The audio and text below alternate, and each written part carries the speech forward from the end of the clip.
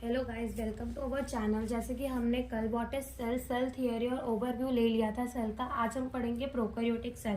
Prokaryotic cell ज्यादातर किसमें होते हैं? किंगडम मोनेरा वालों में होते हैं। तो prokaryotic cell are represented by the bacteria, blue green algae, mycoplasma and the PPLO, pleuropneumonia like organism. Prokaryotic cell में कौन कौन से होते हैं? बैक्टीरियाज होते हैं, ब्लू ग्रीन एल्गे होते हैं, माइकोप्लाज्मा एंड पीपीएलओ होते हैं, और एक ई कोलाई भी प्रोकैरियोटिक सेल का ही एग्जाम्पल है।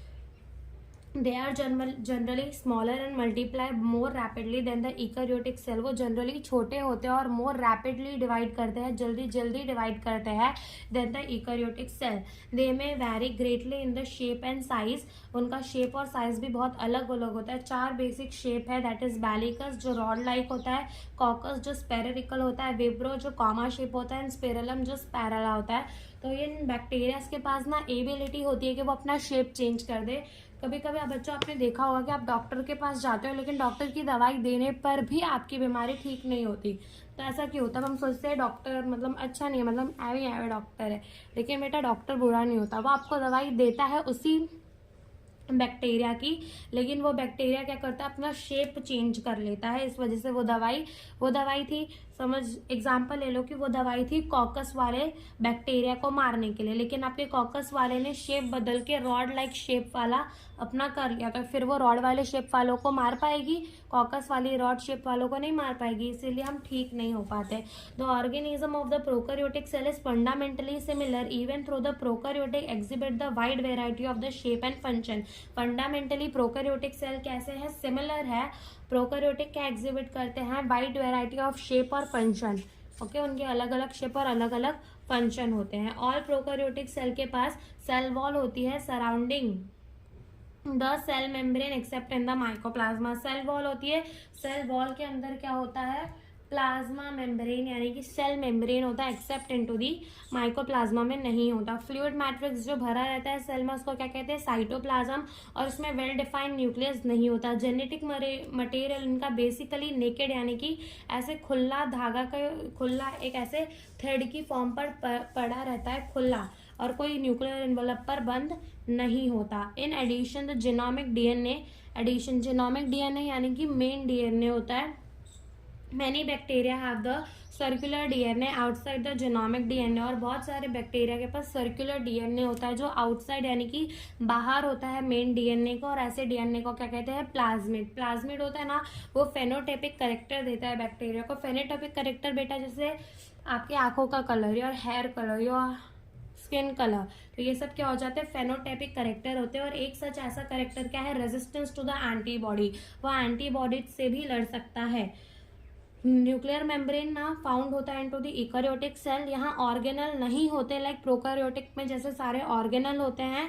अब यूकेरियोटिक में जैसे सारे ऑर्गेनल होते हैं वैसे प्रोकैरियोटिक पे नहीं होते, एक्सेप्ट प्रोकैरियोटिक पे समथिंग यूनिक होता है जिसको हम कहते हैं inclusion body. A specialised differentiated form of the cell membrane called the mesosome is the characteristic of the prokaryotic. तो जो प्रोकैरियोटिक की अंदर वाली सबसे अंदर वाली जो सेल मेम्ब्रेन होती है ना, वो इन फोल्डिंग अंदर की तरफ थोड़ी धसी हुई होती है, तो उसको कहते हैं मेसोसोम, और ये एसेंशियल इनफोल्डिंग है सेल मेम्ब्रेन की। आप cell envelope and its modification. Most prokaryotic cell particularly bacteria cell have the chemically complex and envelope. Bacteria cell का क्या केमिकली कॉम्प्लेक्स होता है? Cell envelope. The cell envelope consist of the tightly bound 3 layered structure that is the outermost glycocalyx followed by the cell wall and then the plasma membrane. क्या बोला है? Cell envelope जो होता है ना वो कंसिस्ट होता है 3 टाइटली बाउंड लेयर स्ट्रक्चर का। आउटर मोस्ट को कहते हैं गाइकोक्लालिक्स जो कि सेल वॉल से फॉलो करता है, और देन द प्लाज्मा मेम्ब्रेन। तो एज यू कैन सी ये आउटर मोस्ट वाला जो होगा, ये आउटर मोस्ट हम इसको क्या कहेंगे? ग्लाइकोकैलिक्स कहेंगे। इनर वाले को हम क्या कहेंगे? सेल वॉल कहेंगे। ये इनर वाले इसको हम क्या कहेंगे? Cell wall. एंड देन आएगा हमारा प्लाज्मा मेम्ब्रेन, और सेल मेम्ब्रेन भी इसे कहते हैं सेल मेम्ब्रेन। और ये ना थोड़ा अंदर की तरह धसा होगा, ये अंदर की तरह थोड़ा धसा हुआ होगा प्लाज्मा मेम्ब्रेन, तो उसको कहेंगे हम मीजोजोम, उसको हम कहते हैं mesosome. mesosome. Although each layer of the envelope perform the distinct function, they act together as a single protective layer. तो ये तीनों लेयर अलग अलग फंक्शन करती हैं बट तीनों मिलकर एक सिंगल प्रोटेक्टिव लेयर बनाती हैं. Bacteria can be classified into the two group based on the differences in the cell envelope and manner in which they respond to the staining protein development by the gram base. Those who take up the stain are the gram positive and other do not are called the gram negative bacteria. और ये bacteria classify है on the basis of the cell envelope और manner जिसमें वो staining प्रोडिक्योर को लेते हैं. अगर देखो स्टेनिंग प्रोडिक्योर क्या होता है कि कभी कभी अगर आप लैब गए होगे तो आपको पता होगा कि हम स्टेनिंग करते हैं कोई भी चीज़ की यूजुअली उसको माइक्रोस्कोप के अंदर देखने के लिए.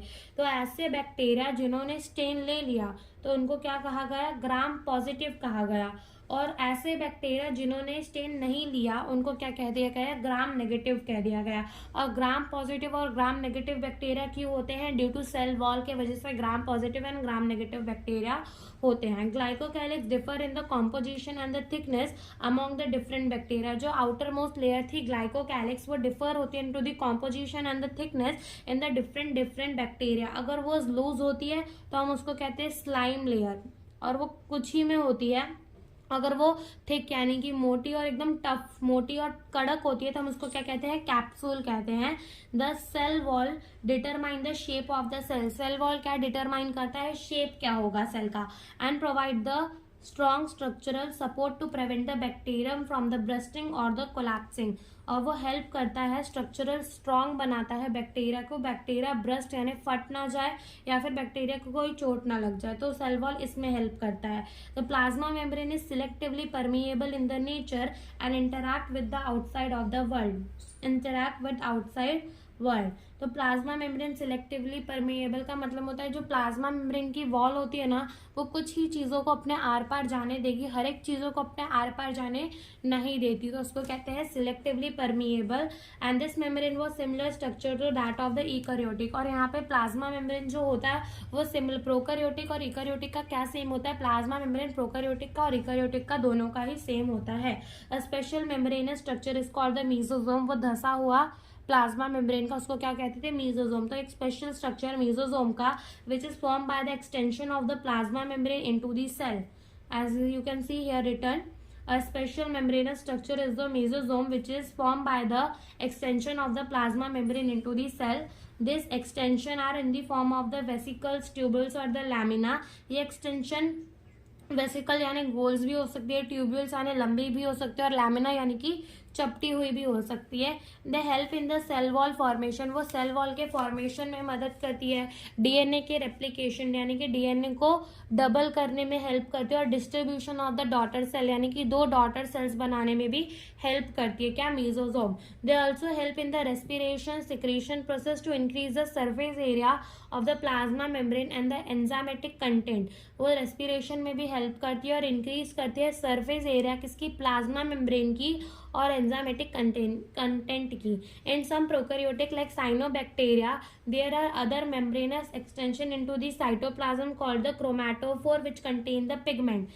लाइक अदर प्रोकैरियोट्स में, लाइक साइनोबैक्टीरिया में जो मेसोसोम होती है वो नहीं होती, वहां पे अदर मेम्ब्रेनस एक्सटेंशन होती है. साइटोप्लाज्म में अदर मेम्ब्रेनस स्ट्रक्चर यानी कि ऐसे ही कुछ अंदर धसा सा होता है जिसको क्या कहते हैं, क्रोमैटोफोर. और क्रोमैटोफोर क्या कंटेन करता है, पिगमेंट कंटेन करता है क्रोमैटोफोर. बैक्टीरियल सेल में बी मोटाइल और non motile. Bacterial cell motile का मतलब होता है कि एबिलिटी टू मूव, कि वो चल पाएगा कि नहीं, और नॉन मेटाइल इसका मतलब वो नहीं चल पाएगा. तो यही कहा गया है कि बैक्टीरिया चलता हुआ भी हो सकता है और नहीं चलता हुआ भी हो सकता है. If motile they have the thin filamentous extension from their cell wall called the flagella.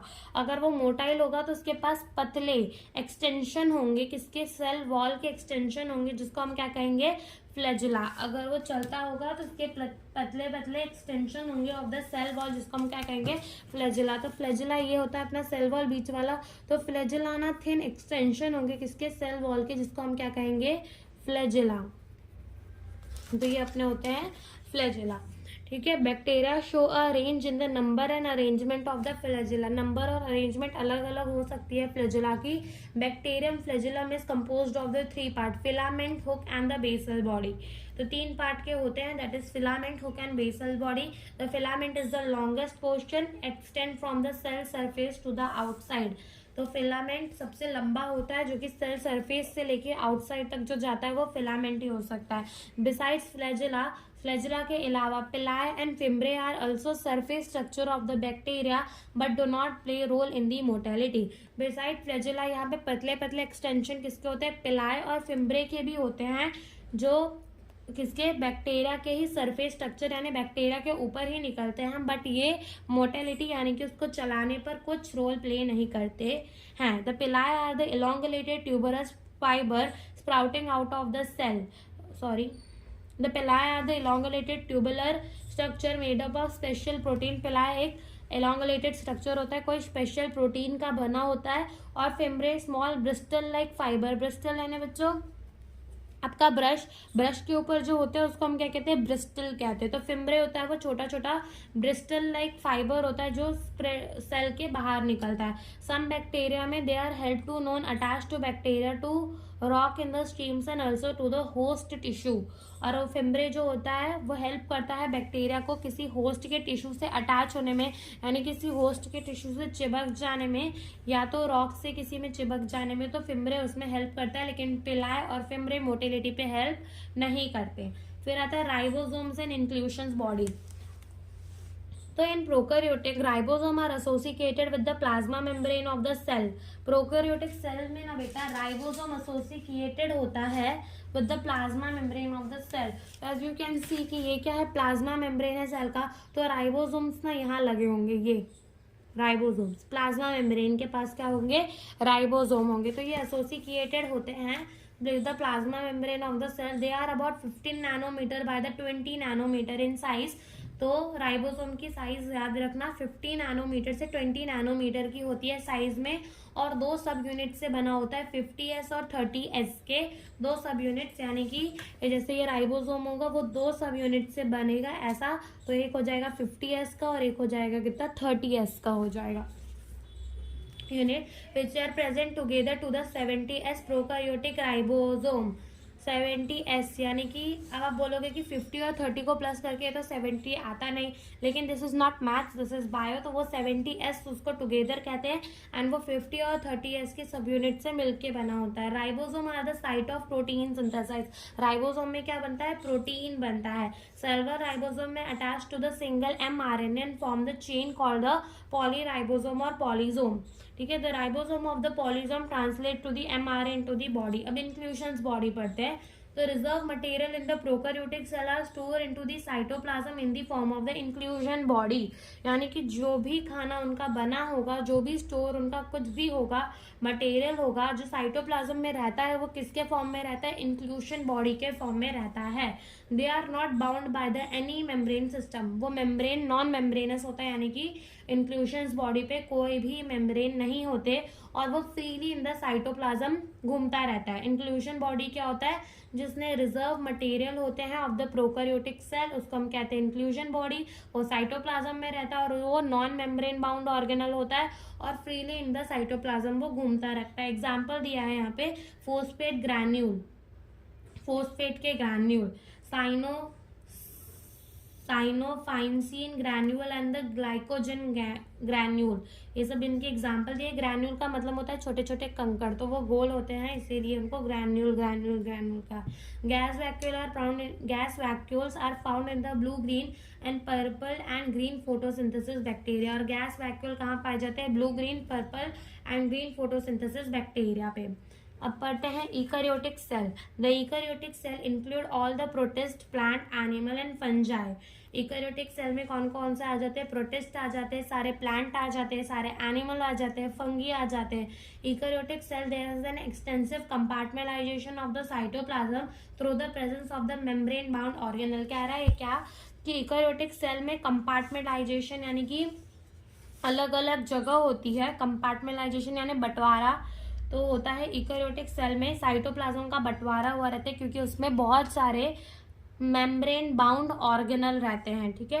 Eukaryotic cell possess the organised nucleus with the nuclear envelope. Eukaryotic पे क्या होता है, ऑर्गेनाइज्ड न्यूक्लियस होता है with the nuclear envelope. In addition eukaryotic cell have the variety of complex locomotory and cytoskeleton structure, ठीक है। The genetic material is organise into the chromosome. यहाँ पे जो प्रोकैरियोटिक में जो जेनेटिक मटेरियल रहता था वो खुला थ्रेड लाइक फॉर्म पर पड़ा रहता था, but in the eukaryotic cell में जेनेटिक मटेरियल ऑर्गेनाइज होता है और वो क्रोमोसोम बनाता है। तो क्या कह रहा है कि जैसे प्रोकैरियोटिक में वो थ्रेड के फॉर्म में से बिखरा पड़ा रहता था, यूकेरियोट्स में वो एक स्ट्रक्चर बना रहा है जिसको हम क्या कहेंगे, क्रोमोसोम कहेंगे, ठीक है। In eukaryotic all eukaryotic cells are not identical. Prokaryotic cell कैसे थे, सिमिलर थे स्ट्रक्चर पे, बट यूकेरियोटिक सेल आइडेंटिकल यानी सेम नहीं है।